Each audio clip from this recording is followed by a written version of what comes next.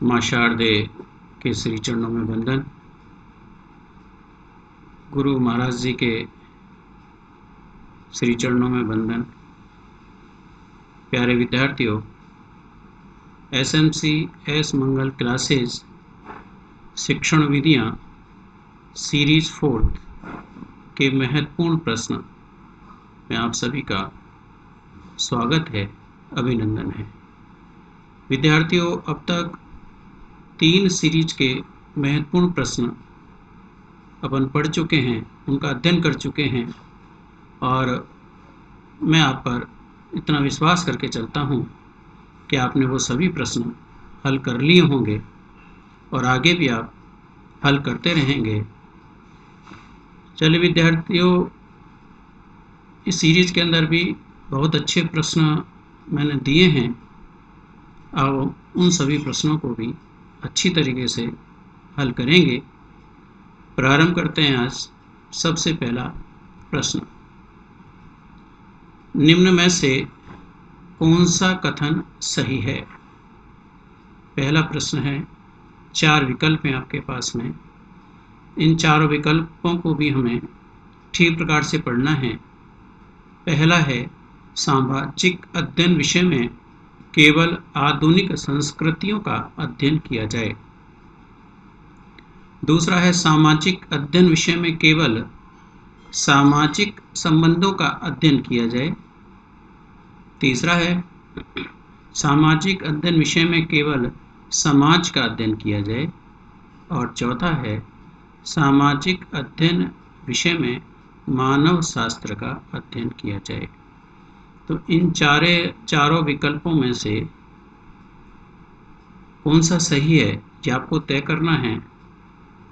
पहला, दूसरा और तीसरा विकल्प देखें तो तीनों में केवल शब्द जुड़ा हुआ है, जबकि सामाजिक अध्ययन विषय को लेकर के हैं चारों कथन। चौथा वाला कथन देखें तो वो केवल शब्द नहीं है, उसके अंदर मानव शास्त्र। तो सामाजिक अध्ययन विषय तो एक अपने आप में व्यापक विषय है। केवल समाज का अध्ययन नहीं किया जाता, केवल सामाजिक संबंधों का अध्ययन नहीं किया जाता, केवल आधुनिक संस्कृतियों का अध्ययन नहीं किया जाता बच्चों। तो आंसर इसका जो विकल्प है वो है चौथा वाला, सामाजिक अध्ययन विषय में मानव शास्त्र का अध्ययन किया जाए। दूसरा वाला पढ़िए प्रश्न, पर्यावरण ही शिक्षक है और शिक्षा का काम छात्र को उसके अनुकूल बनाना है, यह कथन है।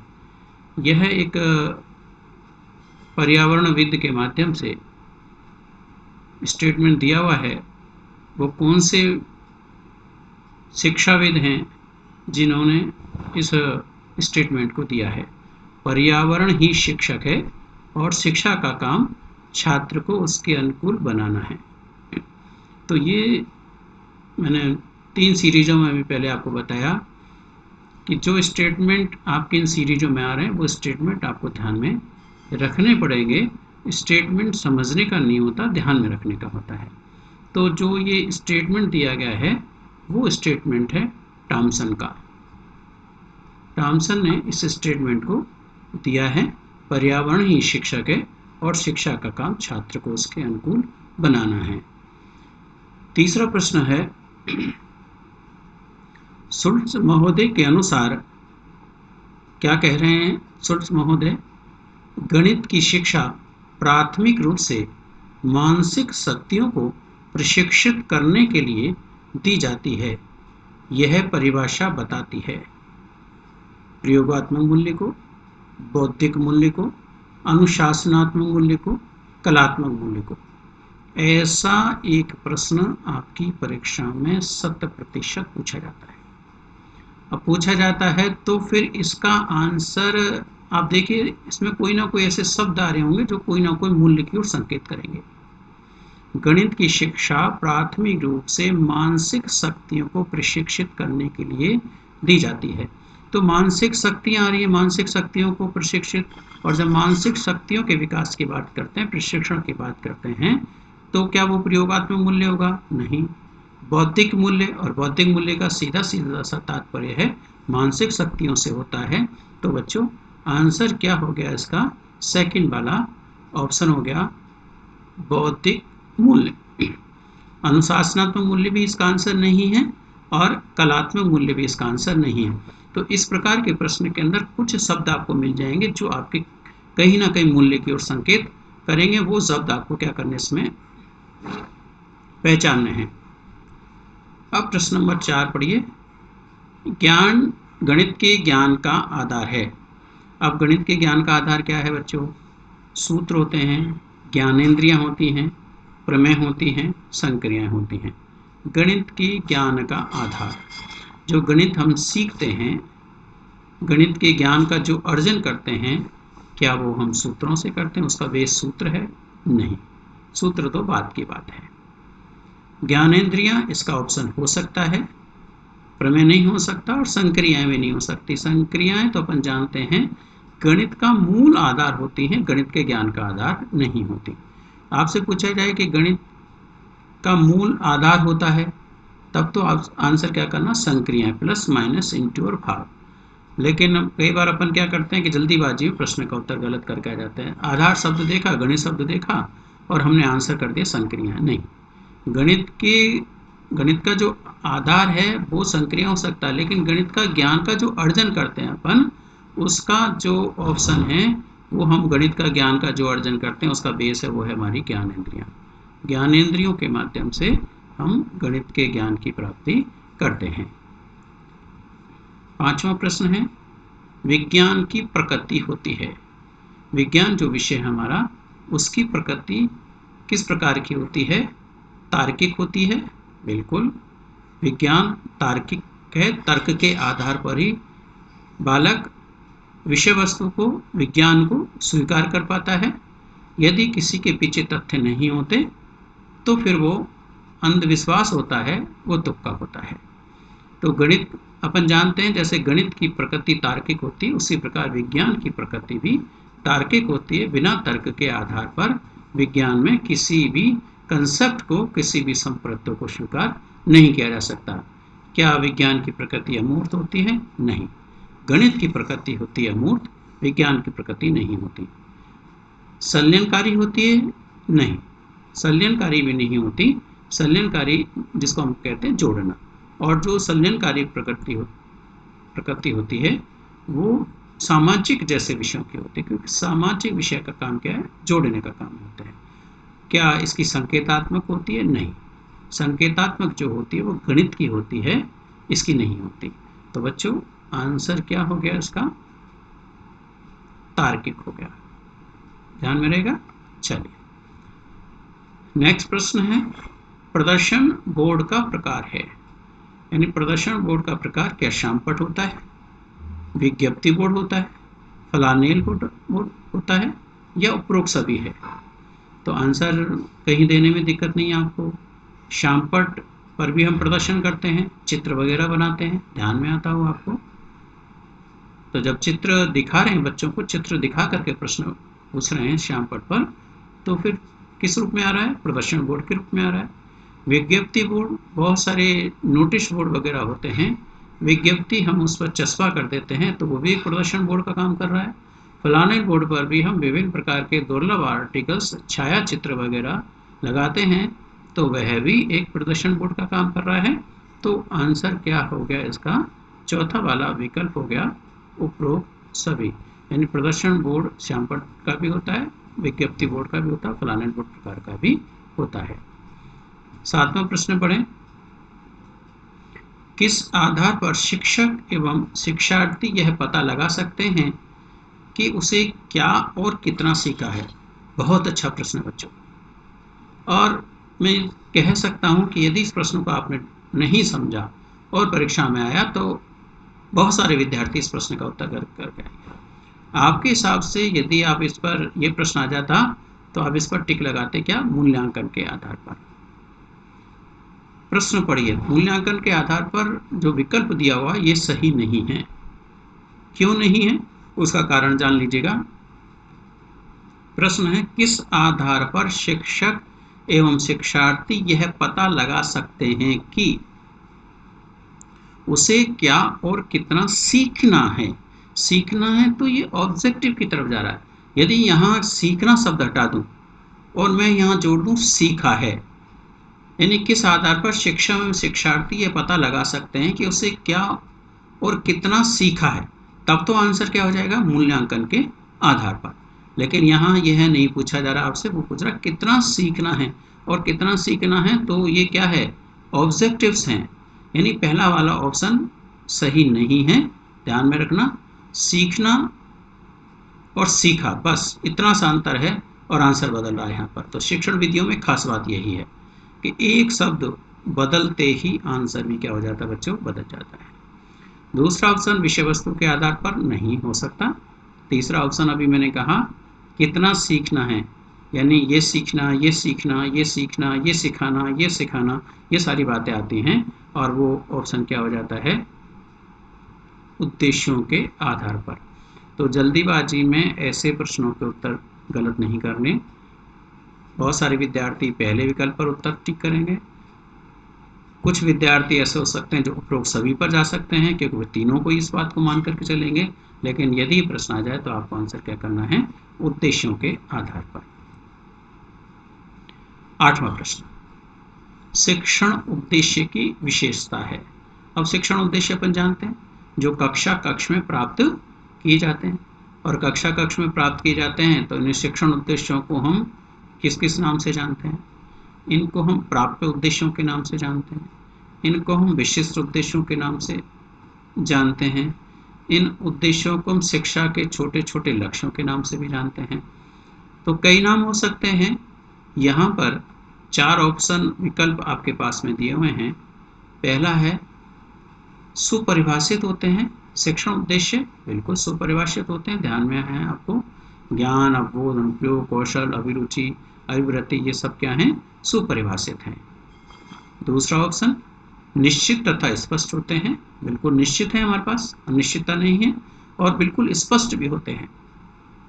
ज्ञान में बच्चा किस किस की प्राप्ति करेगा, अवबोध में किसकी प्राप्ति करेगा, अनुप्रयोग में किसकी प्राप्ति पड़ेगा, ये बिल्कुल स्पष्ट होते हैं।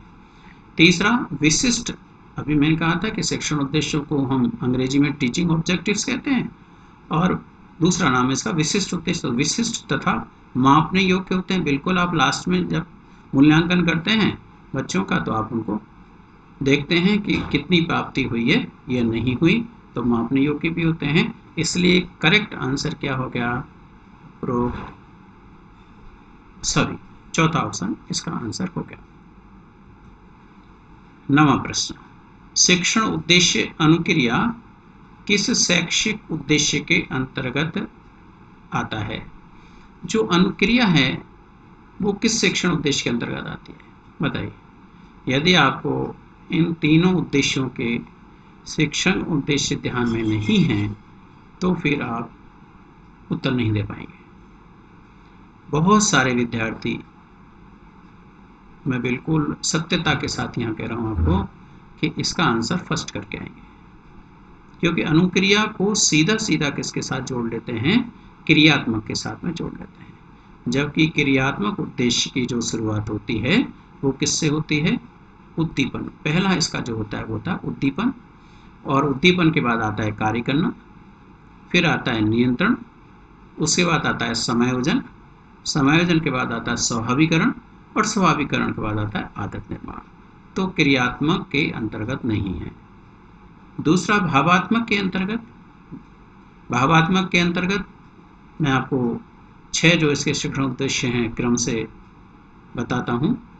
पहला है आग्रहण, दूसरा है अनुक्रिया, तीसरा है अनुमूल्यन, चौथा है प्रत्ययीकरण, पांचवा है व्यवस्थापन, और छठा है चरित्र निर्माण।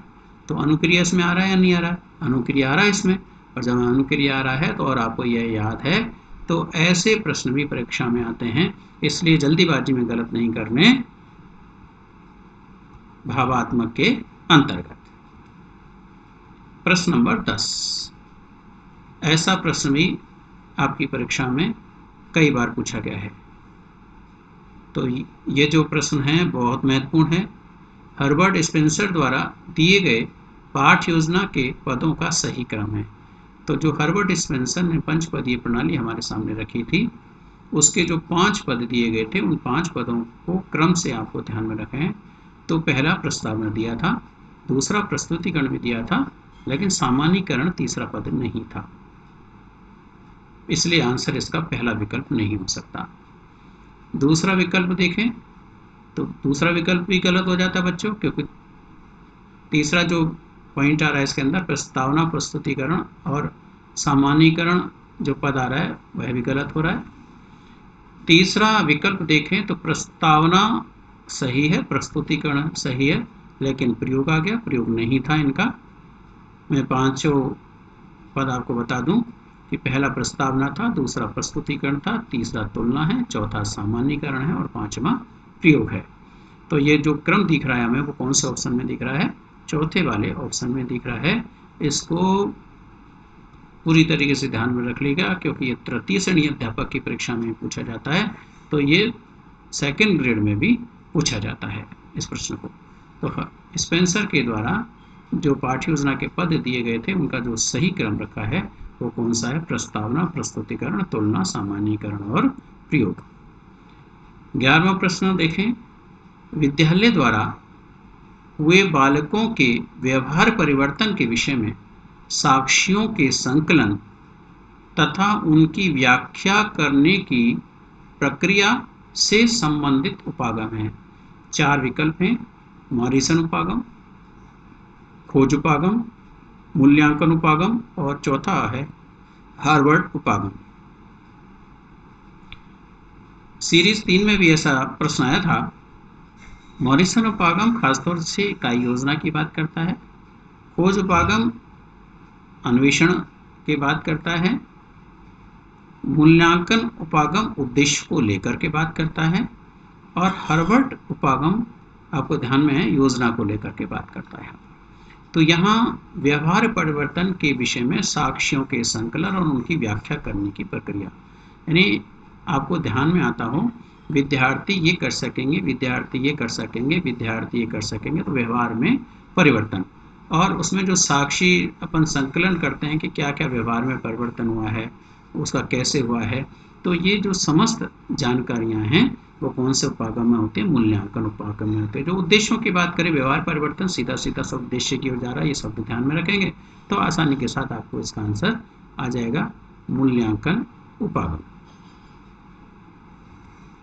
12वां प्रश्न परीक्षा प्रतिमान को लेकर है और इसमें सीरीज 2 और सीरीज 3 में इसके प्रश्न आए हैं। अब सीरीज 4 में भी इसका प्रश्न है। परीक्षा प्रतिमान का सर्वप्रथम प्रयोग किस विषय में किया गया? जो परीक्षा प्रतिमान है रिचर्ड सचमैन के द्वारा दिया गया था और रिचर्ड सचमैन इलिनॉइस विश्वविद्यालय में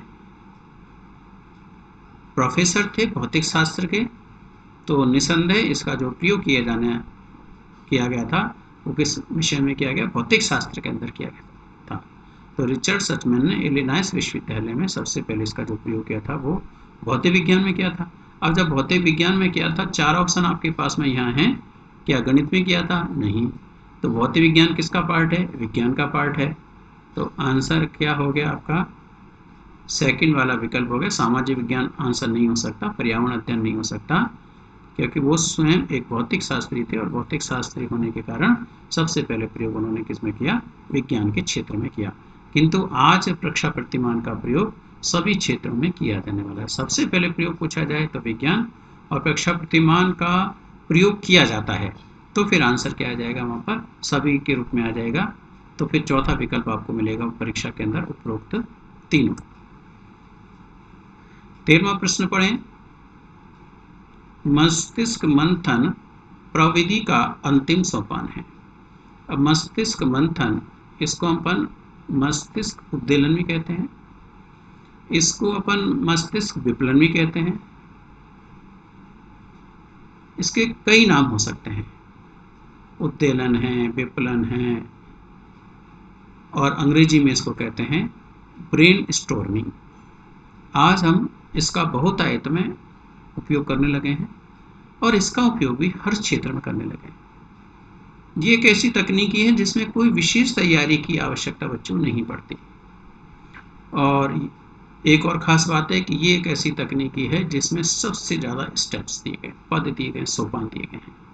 इसलिए वो सोपान आपको ध्यान में रखने पड़ेंगे। 8 सोपान हैं इस तकनीकी के अंदर। पहला वाला जो सोपान है वो समस्या को लेकर के होता है। समस्या को लेकर के जब अपन बात करते हैं, इसमें भी कोई समस्या का समाधान करते हैं तो पहला जो स्टेप दिया है उस समस्या का परिचय कराना होता है, तो परिचय। और जब परिचय के बाद सेकंड स्टेप है इसके अंदर हिमभंजक। तीसरा स्टेप है समस्या का परिभाषीकरण। चौथा स्टेप है इसमें समस्या पर संकेंद्रण। पांचवा स्टेप है संकेंद्रित कथन। छठा स्टेप है मस्तिष्क मंथन, मतलब मस्तिष्क मंथन इसका स्वयं छठा स्टेप है। सातवां स्टेप है इसका मुख्यतः सुझाव। जब मस्तिष्क मंथन होता है तो इस मुख्यतः सुझाव आते हैं लोगों के द्वारा, बालकों के द्वारा, और फिर उन मुख्यतम सुझावों से हम क्या निकालते हैं, किसी ना किसी निष्कर्ष तक पहुंच जाते हैं, किसी ना किसी डिसीजन तक पहुंच जाते हैं। तो ये 8 स्टेप, और 8 स्टेप में आपको अंतिम पद दिख रहा होगा वो निष्कर्ष का दिख रहा है। मुख्यतम सुझाव 7वां स्टेप है, 8वां स्टेप नहीं है। समस्या पर संकेंद्रण भी चौथा स्टेप है। समीक्षा एवं प्रतिपुष्टि इसका स्टेप नहीं है। तो आंसर बच्चों क्या हो गया, निष्कर्ष हो गया। 14वां प्रश्न पढ़िए। इंद्रियों को प्रशिक्षण मिलता है। तो इंद्रियां जो हमारी होती हैं उन इंद्रियों को जो प्रशिक्षण दिया जाता है, मिलता है। 4 ऑप्शन यहाँ पर भी हैं आपके पास। पहला ऑप्शन है अभिनय से, दूसरा है मोंटेसरी पद्धति से, तीसरा है आगमन विधि से, और चौथा है 1 व 2 दोनों। तो 1 व दोनों यानी अभिनय और मोंटेसरी। तो जरा देखें, अभिनय से इंद्रियों को प्रशिक्षण मिलता है या नहीं मिलता? मिलता है।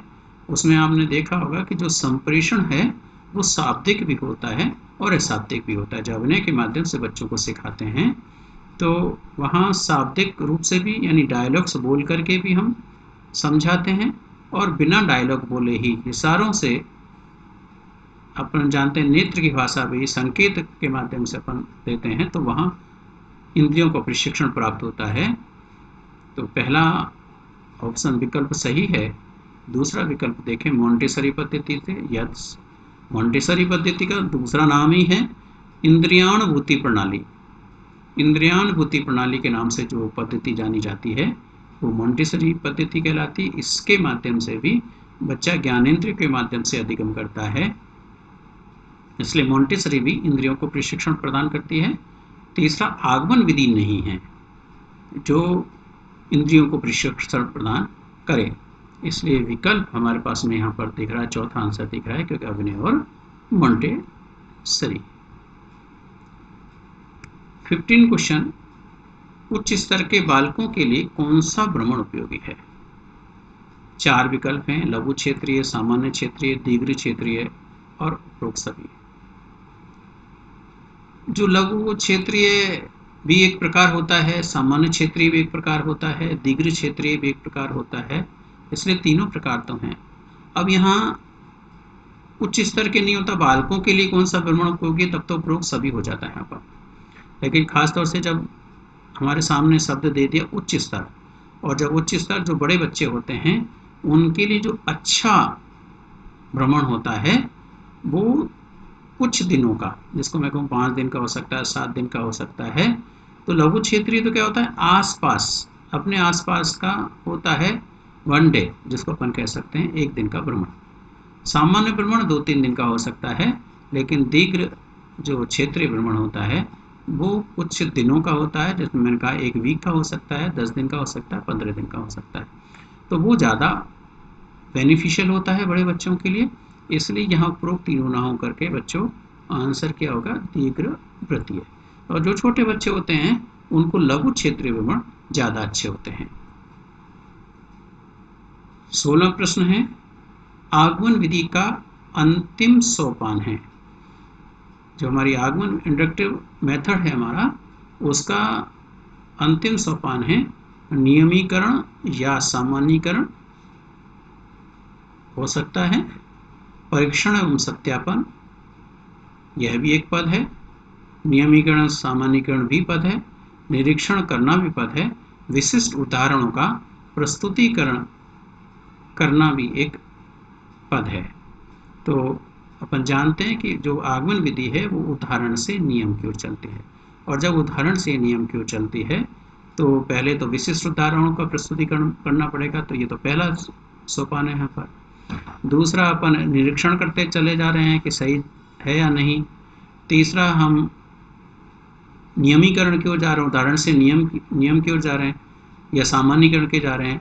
और फिर चौथा, हम जो हमने नियम का प्रतिपादन कर रहे हैं उसका हम परीक्षण करके देखते हैं, उसका हम सत्यापन करके देखते हैं कि वो नियम सही है या नहीं है। इसलिए अंतिम जो सोपान है वो कौन सा होता है? सेकंड होता है। ध्यान में रखिए, यह प्रश्न भी 2-3 बार परीक्षा में पूछा जा चुका है, उन्हें इसकी पुनरावृत्ति हो सकती है। इसलिए आगमन विधि का अंतिम सोपान क्या हो गया? परीक्षण एवं सत्यापन करना। 17वां है देखो, सुनो और समझो। 3 शब्द दे रखे हैं और इन 3 शब्दों में ही आंसर हमारा छिपा हुआ है। देखो, सुनो और समझो सिद्धांत पर कौन सी विधि आधारित है? क्या प्रयोगशाला विधि आधारित है? प्रयोगशाला विधि देखो की बात नहीं करती, वो करो की बात करती है। वो सुनने की बात नहीं करती, वो करो और समझो, खुद मतलब करके सीखना। इसलिए प्रयोगशाला विधि ऑप्शन में नहीं है, ठीक हो सकता। प्रयोग प्रदर्शन विधि। प्रयोग प्रदर्शन विधि में हम क्या करते हैं?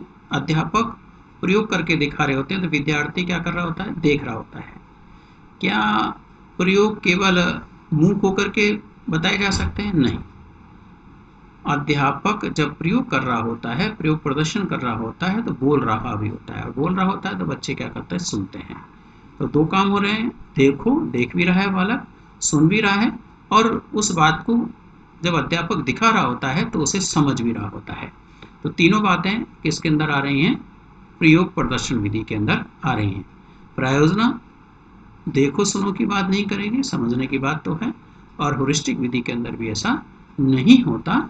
इसलिए आंसर क्या हो गया इसका? सेकंड वाला हो गया, प्रयोग प्रदर्शन विधि। सेकंड आंसर ध्यान में रखिएगा, प्रयोग प्रदर्शन विधि। नेक्स्ट है 18वां प्रश्न, ह्यूरिस्टिक विधि में छात्र की भूमिका होती है। जो ह्यूरिस्टिक विधि है, जिसको हम खोज विधि भी कहते हैं, ये ग्रीक वालों की देन है। ह्यूरिस्को शब्द से बनी है, और ह्यूरिस्को जो शब्द है वो कौन सी भाषा से लिया है? ग्रीक भाषा से लिया हुआ है। तो यहाँ इसमें छात्र की भूमिका क्या होती है? तो छात्र की भूमिका के संदर्भ में हम देखें तो पहला ऑप्शन बच्चों क्या है? मार्गदर्शक की भूमिका होती है क्या छात्र की? यानी केवल जो विद्यार्थी है वो मार्गदर्शक की भूमिका में होता? नहीं, विद्यार्थी कभी मार्गदर्शक नहीं होता, वो खुद सीखने वाला होता है। तो मार्गदर्शक की भूमिका जो होती है वो एक शिक्षक की होती है। क्या नेतृत्वकर्ता की होती है? नहीं, नेतृत्वकर्ता वो होता है जो ग्रुप में नेतृत्व करे यहाँ पर। तो यहाँ तो छात्र खुद अकेला कार्य करने के लिए जाता है, इसलिए ह्यूरिस्को शब्द का जो होता है वो मैं खोजता हूँ की बात करते हैं, मैं पता लगाता हूँ, मैं मालूम करता हूँ। तो वहाँ मैं की सक्रियता में है जो है वो विद्यार्थी। तीसरा ऑप्शन है अन्वेषक की। बिल्कुल, मैंने अभी कहा था कि ह्यूरिस्टिक विधि को हम खोज विधि भी कहते हैं, खोज यानी अन्वेषण। तो यहाँ जो छात्र की भूमिका वो खोज की भूमिका में होता है, खोज करने वाला होता है, और खोज करने वाले को हम कहते हैं अन्वेषक। तो बच्चों यहाँ पर जो आंसर हमें दिख रहा है वो थर्ड विकल्प है। यहाँ सहयोगी की भूमिका नहीं होती क्योंकि अध्यापक इसमें साथ नहीं होता। 19वां प्रश्न, प्रस्तावना, शिक्षण, अभ्यास एवं परीक्षण पद, ये चारों के चारों पद अभिक्रमित अनुदेशन विधि के अंदर होते हैं, लेकिन ये आपको पता लगाना है किस रूप के अंदर होते हैं। तो अभिक्रमित अनुदेशन विधि 3 रूपों में होती है। एक होती है रेखीय, दूसरी होती है शाखीय, और तीसरी होती है अवरोध। तो जो ये 4 स्टेप दिए हुए हैं, प्रस्तावना, शिक्षण, अभ्यास एवं परीक्षण पद, ये किस विधि के अंदर आते हैं? रेखीय के अंदर आते हैं, रेखीय रूप के अंदर आते हैं। तो आंसर आपका क्या हो गया? फर्स्ट हो गया। और इस सीरीज का अंतिम प्रश्न बच्चों, यह प्रश्न भी अच्छा है, कथन के रूप में पूछा जा सकता है। खेल क्रिया एवं कार्य खेल में एक प्रकार का मनोरंजन है, यह कथन है। खेल क्रिया एवं कार्य खेल में एक प्रकार का मनोरंजन है, यह कथन है। यह कथन किसके द्वारा दिया? तो मैंने कहा था कथन तो सीधा सीधे से आपको ध्यान में रखना पड़ेगा, लेकिन इस कथन में गलती इसलिए हो सकती है कि जब हम खेल की बात कर रहे हैं तो मोंटेसरी का नाम ज़्यादा हमें नज़र आता है, किंतु ये कथन मोंटेसरी के द्वारा नहीं दिया हुआ। ये माइकल तथा मेसन ने भी खेल विधि के अंदर योगदान तो दिया, लेकिन यह इनका कथन नहीं है। जीन पियाजे का भी खेल में योगदान है, लेकिन यह कथन इनका भी नहीं है। और ये कथन को देने वाले हैं आपके वैलेंटाइन। वैलेंटाइन ने इस कथन को यहाँ पर दिया है, खेल क्रिया एवं कार्य खेल में एक प्रकार का मनोरंजन है, यह कथन है। तो ध्यान में रखें वैलेंटाइन का। तो इस तरीके से बच्चों ये 20 प्रश्न आपके मैं बीच में रखे हैं सीरीज में। इन 20 प्रश्नों को भी आज की दिनांक में ही क्या कर लेने हैं? पूरे कर लेने हैं। बच्चों मैं तो अंत में यही कहूँगा कि कुछ विशेष वीडियोस भी मैं आपके बीच में जारी करूँगा, इसलिए आप सभी जैसे ये अपलोड होता है आप तुरंत देखते जाएं और इन वीडियोस को लाइक भी करें, शेयर भी करें और सब्सक्राइब भी करें, क्योंकि मेरा लक्ष्य है सभी विद्यार्थियों को लाभ प्रदान करना। तो एक बार आप सभी का बहुत बहुत धन्यवाद, बहुत बहुत आभार।